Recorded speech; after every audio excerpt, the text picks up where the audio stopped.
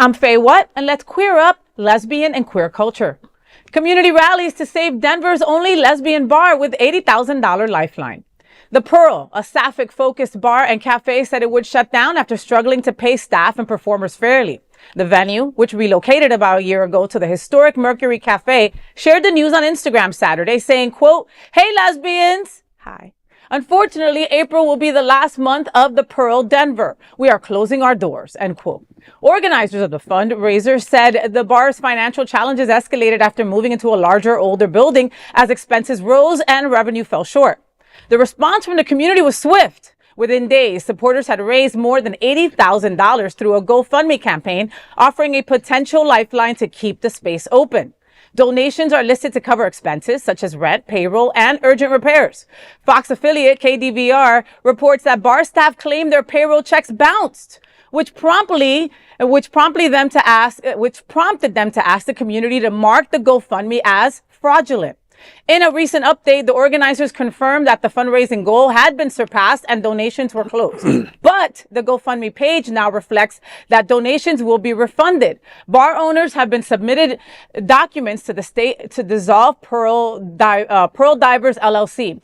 While the community has come together to save the Pearl, the questions remain about the long-term sustainability of such queer spaces. I don't know the Pearl.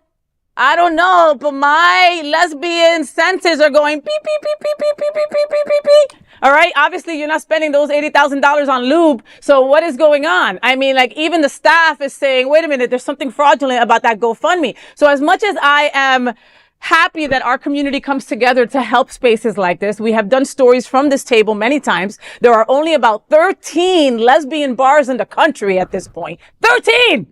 Okay, and that's not a lucky number in this aspect. All right, our spaces are closing down like wildfire. Right, so of course I love that the community came together to help them. But now on the tail end, it's a little shady right now. What's going on, And your wait staff, there are no more transparent people than bartenders and servers.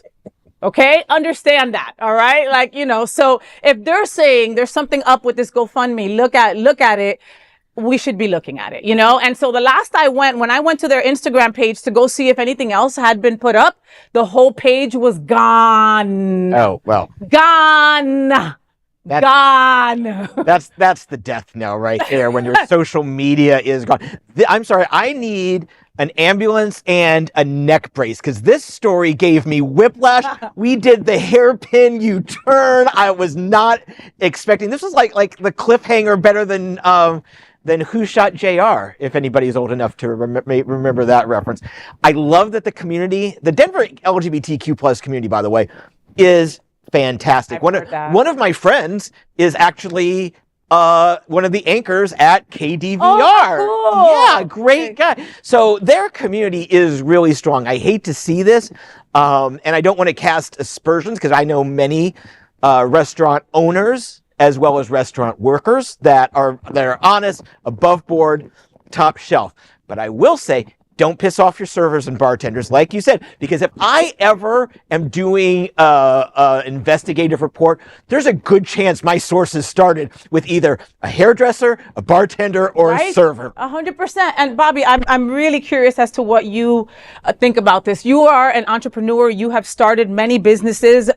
These folks moved to a bigger location, right? Hopefully in hopes that they would fill said location, right? Bad idea, obviously. I mean, what do you think? Yeah, I think that there were some mistakes made. It sounds like the owners haven't owned the mistakes. The story quickly evolved to, will the $80,000 be refunded to the community? As a business owner, if my staff had kind of turned against me, if they didn't want to wait a day or two to get the check after I was able to move the $80,000 into an account that was liquid, and they weren't willing to support that day or two, then I would realize that my day of having that business and with these people was probably over. And my first priority would be to put out a press release and a notice, even a press conference, that this $80,000 plus will be fully refunded. Nobody will lose a penny. Thank you, community of Denver. It was a good run. We probably shouldn't have moved to locations. We probably should have stayed in a place that had less potential for repairs, and maybe we should have done a little better job of who we hired, and we didn't think we had the loyalty that we had. Maybe we were not as aligned as we felt we were with our staff. sorry, my bad. It all stops at the top, starts at the top, stops at the top.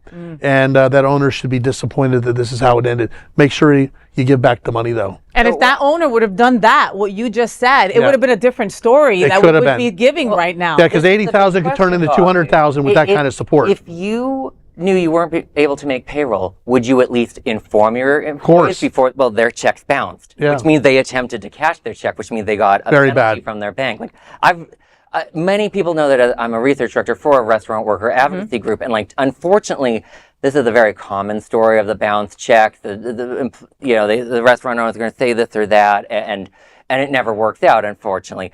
So like, while you won't aspire restaurant owners, I occasionally will, because this is not an uncommon story. I will defend them on the move, though, because we don't know why they moved. It's very common that restaurants and bars are in situations where they don't own the land, and a developer wants to come in and push them out. And I they think have to move somewhere else. I think about, like, you did a story at some point about the Eagle wanting to adjust their lease, and the wanted to. That spooked me. It's like, is the developer trying to move that out and force them to move? So that happens all the time. This is unfortunate.